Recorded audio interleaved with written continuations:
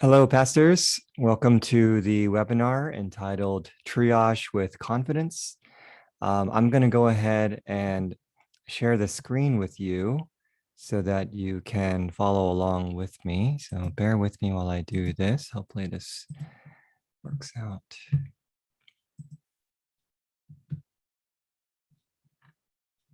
Okay, so again, this is Triage with Confidence. My name is Roy Kim. I used to pastor for 8 years, and I transitioned to full-time counseling, particularly specializing in sex addiction. But I really do love to take whatever I learned and help pastors learn how to counsel in ways that are really helpful for their church members. So I don't know about you, but when I used to pastor and I only had one required counseling class in seminary, and then I took one extra one because I enjoyed it. But I think most pastors out there who go to seminary only really had one semester of counseling. And when a church member comes to you and says, "Pastor, can I meet with you?" and you can just sort of sense that they're in trouble in some way. For many pastors, this brings about a lot of anxiety because you may be wondering, will I be able to help them? Will I have the right words? Will I mess this up? That sort of thing. So um, the point of today's webinar is to increase your confidence at each of these 5 steps. And that is how you are gearing up before the meeting, how you are starting the meeting with the member, what to focus on during the meeting, how you end the meeting, and what you can be doing after the meeting. And I think if you have these 5 things nailed down, and I'll try to make it as practical as possible, then I really do hope that your confidence levels will increase as you do triage with your church members. So let's get started. Let's focus first on what to do before the meeting. So I'd like for you to remember that your objective and your role in a triage situation is different than if you are going to do like counseling with the member. And some of you may be blurring all of them together, but in a triage situation, you are not doing counseling. This is a time when you are trying to get information from the member so that you can understand what they're going through. You also want to lean heavily on empathizing with their experience. And I think some pastors get a little bit tripped up about this one because, maybe sometimes the empathy skills just aren't there for you as a pastor. And I do believe that empathy is something that is learned over time, especially with a lot of practice. Empathy, I don't think, comes naturally for most people. So this triage situation is for you to really empathize with what they are going through, even if you have a different idea of what they should be doing. But on their end, they really do want to, how do I put it? They're very intuitive and they'll know when you are really getting them or when you have maybe an agenda of your own. So focusing on your own empathy for them is crucial during a triage situation. And this is when you can start to evaluate how you can help them. But this is going to be more of a collaborative process, as I will explain later. So first, remember your objective and your role in a triage situation. Also, let's see, let me change the slide here.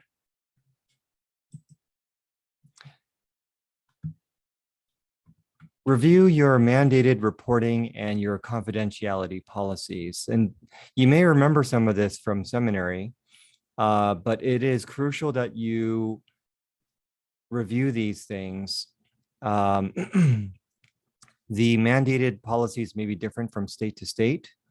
So, and sometimes they may change on a given year. So you want to be able to know what is considered mandated reporting, and also what your church's confidentiality policies are.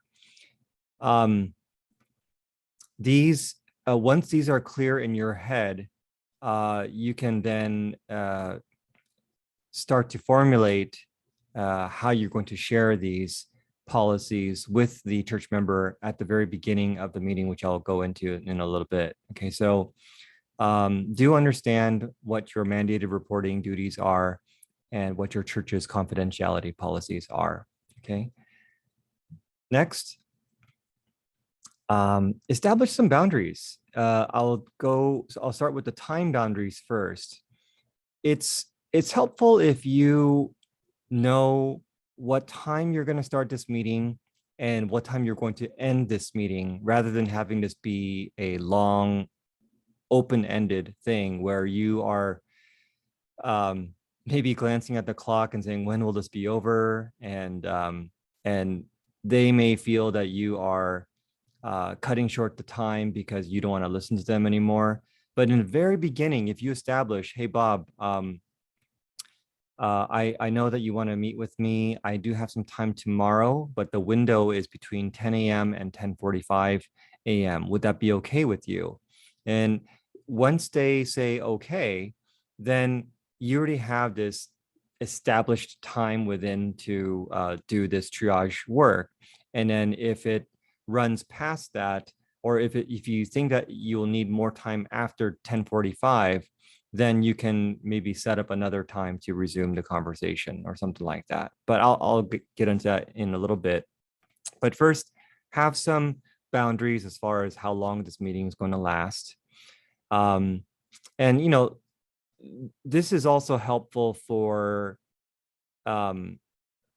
whatever you have set after 10:45. For example, if you have another meeting or you need to head back home to be with your family, or if you need to drive somewhere. I mean, you don't want to keep the next appointment waiting because of this meeting going long. So this is just a way for you to honor the time with this member and then honor the time of what you have planned after this meeting. Okay. Another boundary is a kind of a inappropriate relationship type of boundary. And if you are attracted to the member in question, then you can ask them if it's okay if you invite your spouse, or if you are not married, you can ask if it's okay to invite another staff member to this meeting to just to listen in, but really more for accountability. I just want to put it out there. Our attraction to other people is a reality that we have to deal with. We don't want to be minimizing that in any way. And when we are attracted to someone that we are trying to counsel, it is going to alter your objectivity, and it's going to affect the ways that you make honorable decisions. So be true to yourself, be true with your own conscience. Nothing escapes the Lord's watchful eye in these regards, and just be frank with yourself. So try to find if there can be a possible way for you to meet this member with another staff member.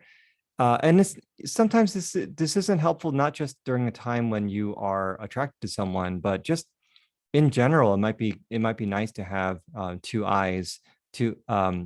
sets of eyes and two sets of ears listening to the member's situation.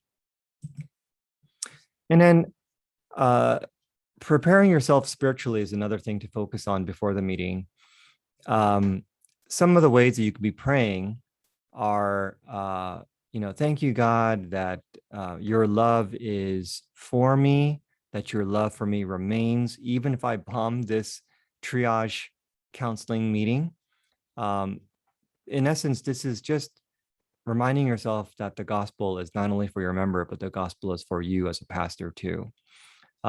You can bring your anxiety to the Lord. You can say, God, I am anxious. Maybe the two of you can figure out what you are anxious about. And, you can try to figure out ways that you can reduce your anxiety just from a direct line with God.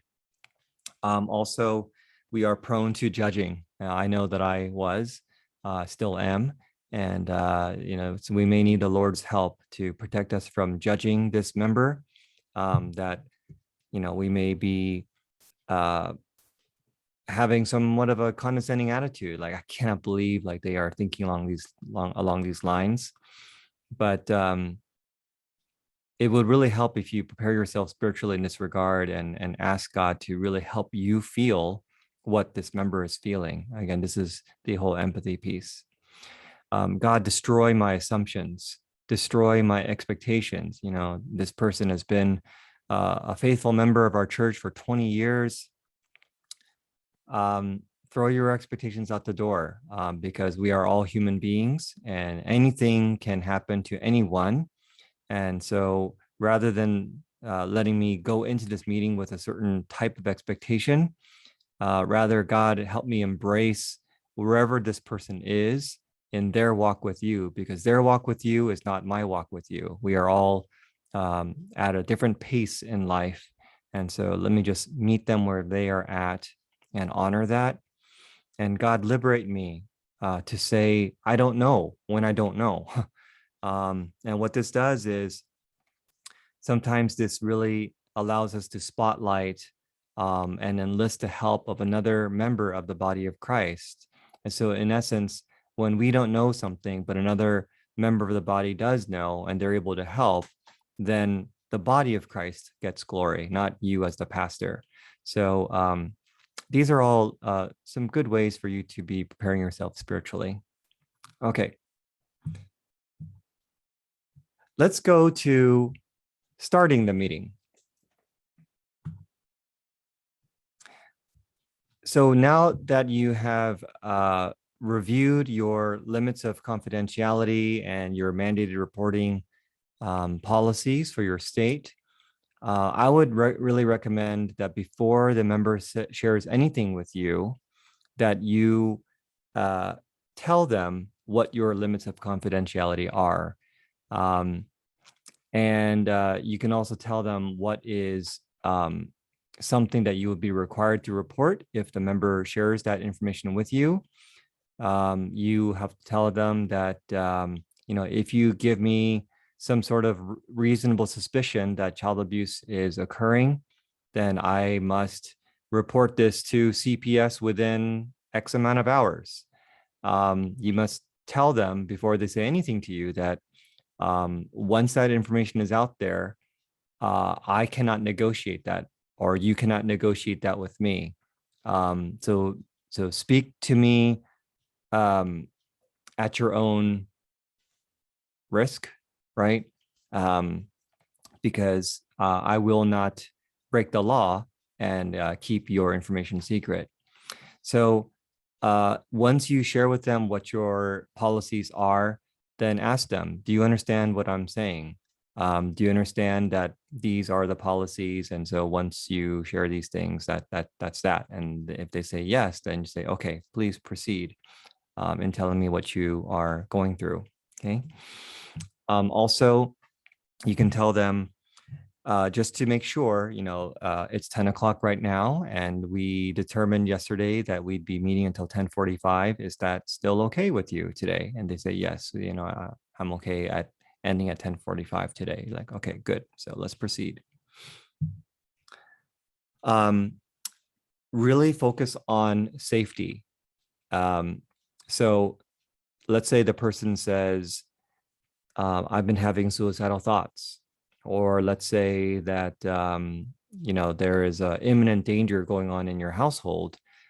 The only thing you should be thinking about, again, this is not a counseling situation. This is thinking about safety. Is there a safety plan in place? Who is safe? Who is about to get hurt?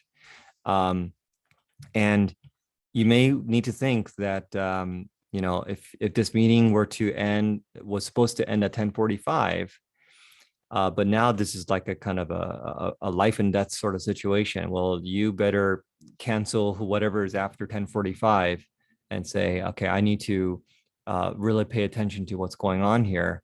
Uh, do I need to do a 5150 call, which basically means you're calling 911 or whoever is uh, um, an emergency contact. Um, well, not a personal emergency contact, but like say the proper authorities that can come in and maybe do a proper suicidal assessment, and maybe this person needs to be held in the hospital for a 3-day period or something like that.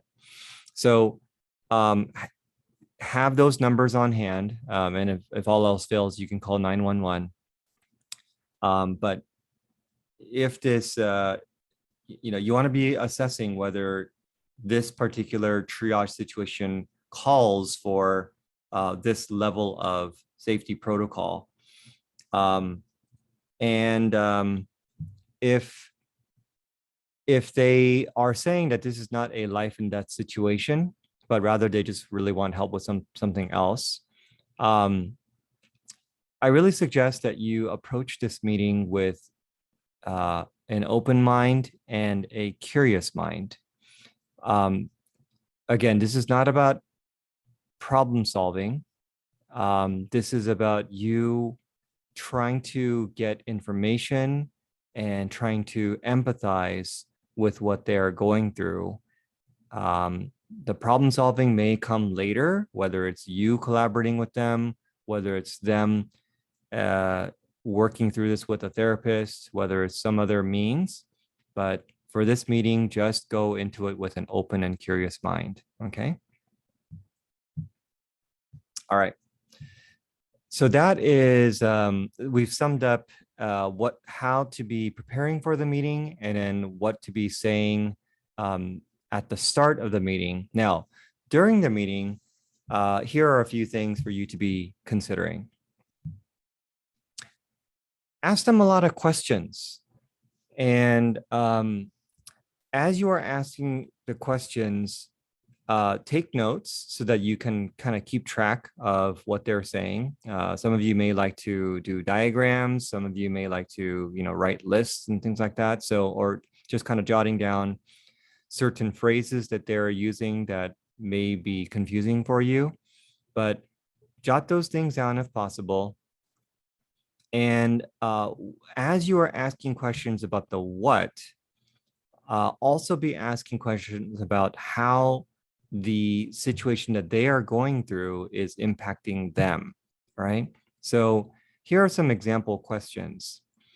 Okay, Bob, you said that your son is doing XYZ in the home. How are you interpreting this behavior? And they may say, well, I think he's disrespecting me, or I think he is hanging out with the wrong crowd. And because he's doing that, he's going to get himself in trouble with the law. Or just like you want to get it into the mindset of what Bob is thinking about all of this, rather than you determining, oh, okay, his son Billy is doing this, this, and this, so this is how you should do it, right?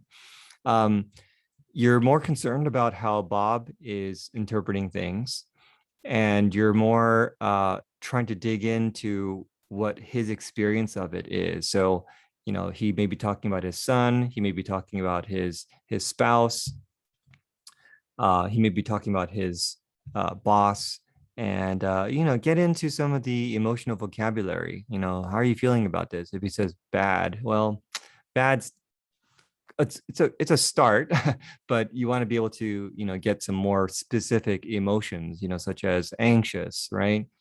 Disappointed, helpless, powerless, angry. Um, just getting a better idea of what the experience of Bob is, And then, okay, Bob, I'm hearing that you're angry. I could even see on your face that you're really angry, even talking about it right now. How are you coping with all this? Well, Pastor, I'm not proud of this, but I've been drinking more. Okay, so what are we talking about? Like, how much are you drinking, and how frequently are you drinking, and what happens when you drink? So, um, and rather than say, Bob, you got to stop drinking, you got to stop doing this, like just say, okay, yeah. So this is what I'm getting from you, Bob. Um, uh, Things are going like this at home. You're feeling angry about it. You are coping with it through alcohol. You're coping with it by escaping to the office. Yeah, as if I really pause and think about what you're going through, it sounds like it's a lot. And you know, we all have our ways of coping with distress. And I can tell that this is really distressing you. And your method of coping with the distress is by doing XYZ. I get it. Okay. I really do get it. So no judgment, right? No telling them, hey, quit it, unless it's life and death, which is a completely different kind of conversation. But if they're just kind of going through this and they are taking the risk and telling you, what they're really wanting is for you to listen to what's going on and to hear what their experience of it is. That's the most helpful thing that you can do during a triage situation. Okay.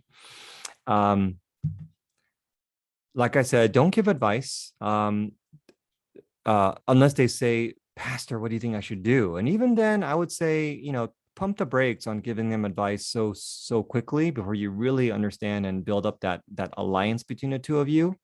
Just empathize. Man, Bob, Mary, I see all your tears and I can see how heartbroken you are. Melissa, that loneliness. Oh my goodness, it sounds so heavy. I'm so sorry that you're going through this. Um, Frank, you're in a real dilemma here.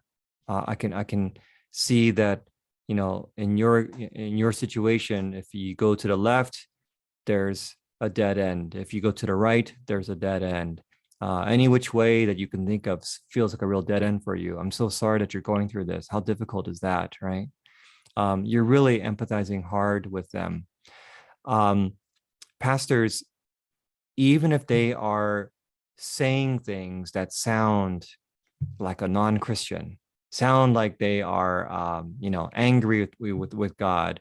They are thinking along lines that you personally disagree with, and you think that Christians should not be thinking about. Now is not the time to correct them. Um, this is a triage situation. It's for you to just say, man, I really hear your anger against God. I really hear that you want to, forsake the church forever. I really hear that you are so sick and tired of all these things. Like even if they are blame shifting, which is like a really common thing. Just say, yeah, I what I'm hearing from you is that um, uh, these things are happening and you're so upset at XYZ because you feel like they're to blame for all this. Wow, what a tough spot. What a tough situation that you're in right now. Thanks for letting me know about this, right? This is you just hearing them out. Okay. And then once you hear them out, okay, Bob, I really hear your despair. Mary, I really hear your loneliness. I really hear just how much you blame your husband for all this. Um, how would you like me to help? Um, I want to be helpful to you in the ways that I can. So maybe you and I can uh, figure out, or at least list a few ways that you want me to help you, and we'll see what comes of it. Okay. So you can have a notepad ready. And when they say, well, Pastor, one thing I think I'd like for you to do is, you know, uh, option A. Okay, well, let me write down option A, whatever they said that they want you to do, and make no judgment about it. Just say, okay, let's write this one down. Okay. Mary, is there an option B, another choice, another way that you want me to help you? And then they give you option B. Okay, let me write this down. Okay. Mary, is there a third way that you'd like me to help you? And then they give you a third way, and you write that one down as well. Like, Mary, yeah, thank you for giving me some options to choose from here. Sometimes they may have no options. Sometimes they, or at least they can't think of any options. So um, here's another opportunity for you to empathize and say to them, um, how difficult it must be to have this amount of distress about the situation, and you really can't think of any way to be helped. um, I'm so sorry you're going through this. Would it be okay then if you spend a little time in thinking about some practical ways that you'd like for me to help you, or maybe even you want the church to help you, and then um, maybe you can get back to me tomorrow. um, I really advise you not to come up with the options for them, such as, well, Mary, how about if I do this? And Mary, I could see you can't really think of ideas, but I've got an idea. How about this? Um, you may be thinking that you're helping them out by accelerating the process, but I really think it's for their best interest. Again, this is not a life death situation. This is really more of a kind of a more drawn out sort of situation. Um, it's actually better for them to be doing the hard work of thinking through the ways that they want to be helped, and then to ask for help in those ways. This really builds up um, good skills, life skills for them, rather than having people come in and rescue them and even be thinking of the ways to rescue them.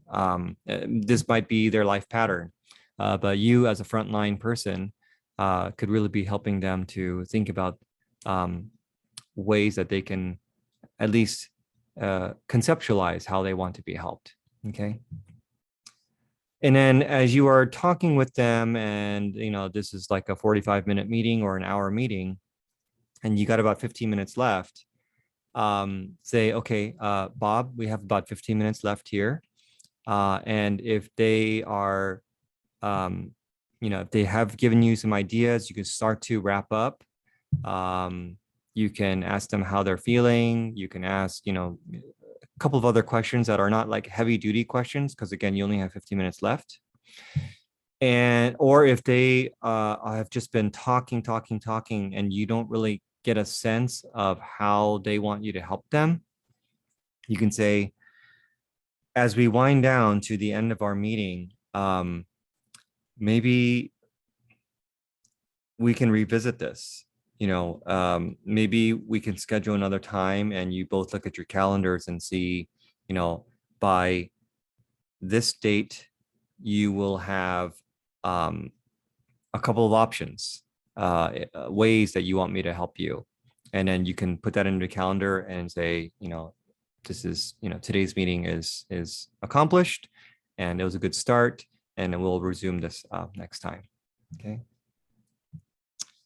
Okay. So let's go to ending the meeting, right? Which is not so different than what we've been talking about, but this is just to make it a bit more concrete.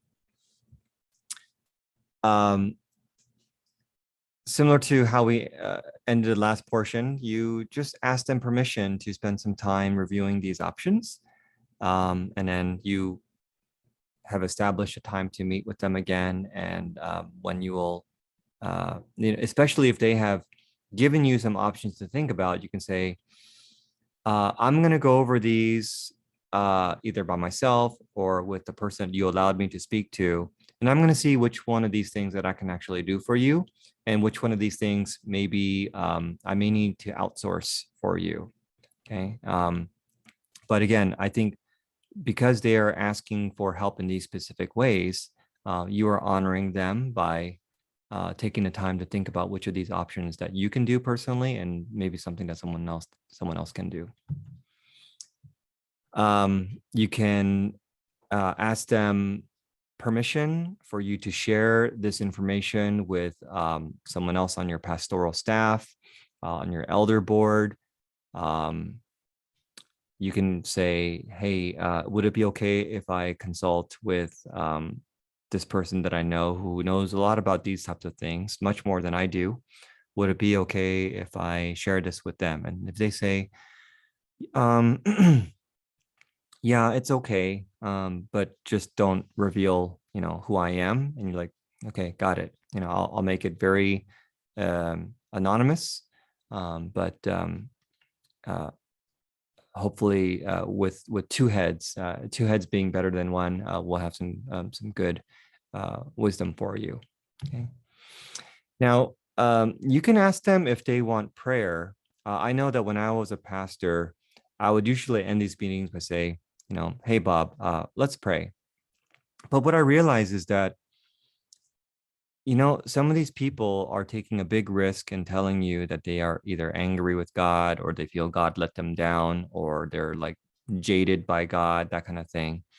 And if they're jaded by God, well, prayer is part of the uh, spiritual disciplines that are associated with their jadedness with God. You know what I'm saying? So rather than me just kind of doing the thing that I kind of default to, which is let's pray, I want to be sensitive. And even if they are, you know, how do I say it? Sometimes they'll say to you, right, outright, I'm jaded with God. I'm angry with God. But sometimes they may be saying something else, and they're not telling you that they are angry with God. And when I would pray for them, uh, they're tuning out because they're angry with God. So I think a better approach is to ask them if they want prayer and to give them permission to say no. And what that is telling them is that you really do get them. Okay. Now, if they say yes, uh, try asking them, what you can be praying for, and then that may give you a good guide as far as how you're praying with them.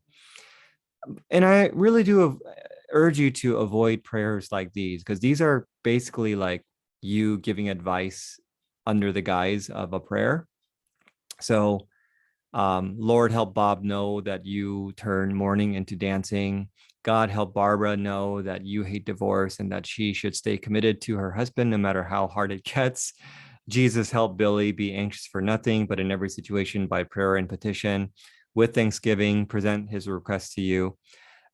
I've been guilty of, these types of prayers. Maybe not these specifically, but just the spirit of it is for me to give advice through the prayer to this person. And I felt like I was kind of being sneaky and shrewd in this way. But um, I think rather than praying in this fashion, I would really lean more towards um,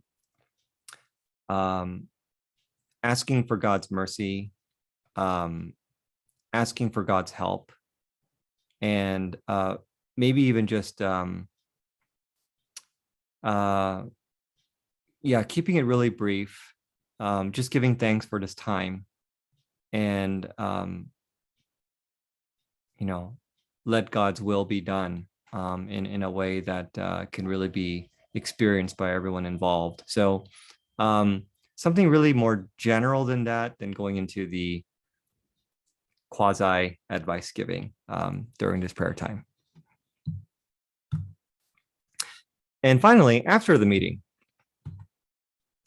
I would recommend that you document the date and the time, the location of this meeting, who was present in the meeting, what was agreed upon in the meeting, and any other crucial information.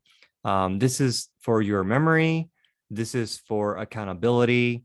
This is if you were ever, I don't know, falsely accused of something, and you're like, no, this is exactly where we were, and this is who was present there. That person can corroborate we were there. This is what we both heard from this person. So again, another reason why it might be good to have another person present, so that these things can be corroborated. Honor the confidentiality. If they said, please don't reveal my identity, or please don't share anything at all, unless this is one of those limits of confidentiality about, child abuse or things like that, then really honor that.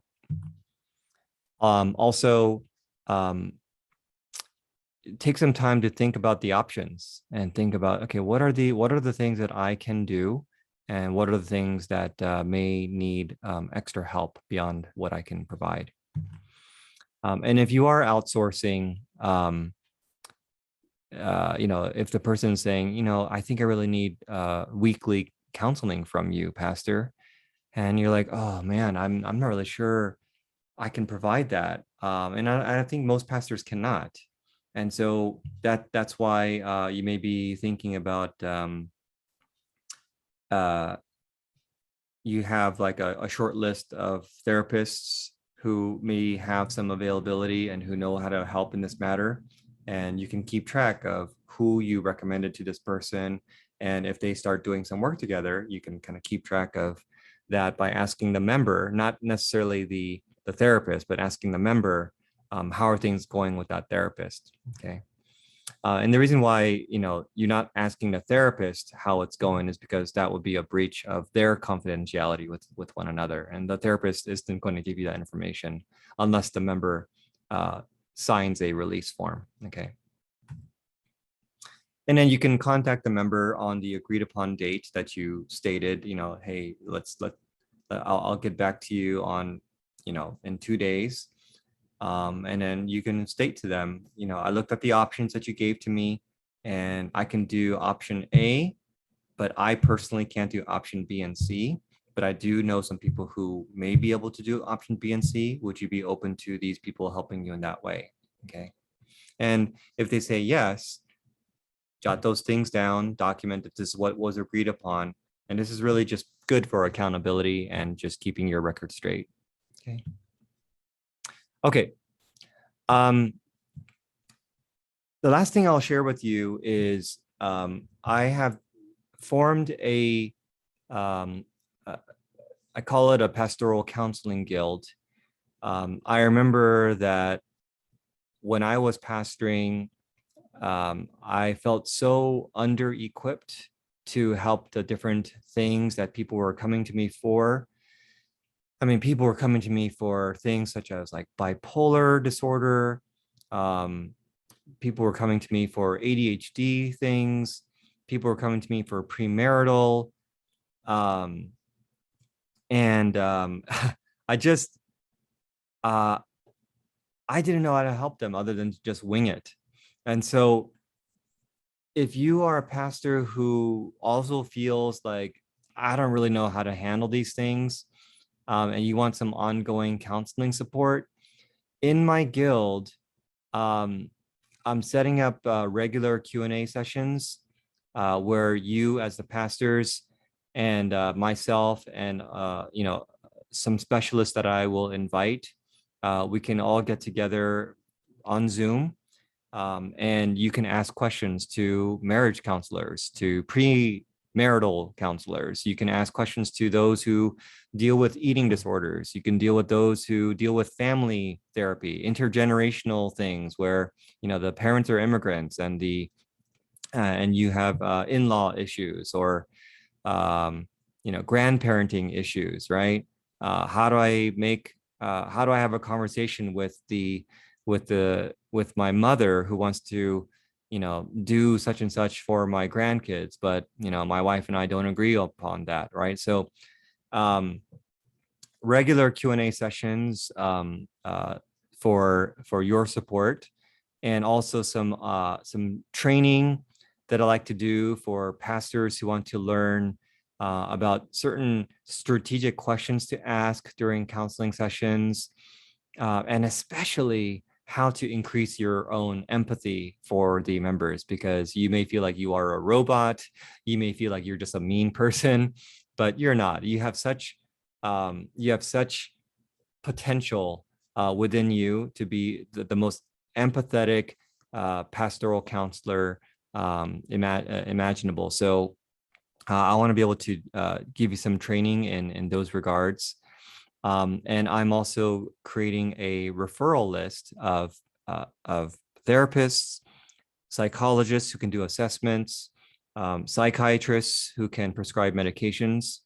And going back to the Q&A sessions, I will have prescribers on as well that you can ask questions about antidepressants. You can ask questions about anti-anxiety medicines, lithium, all the things that maybe you are curious about. And in these psychiatrists are mostly Christians, and so you can kind of get a different angle if you've had maybe a bias against medications.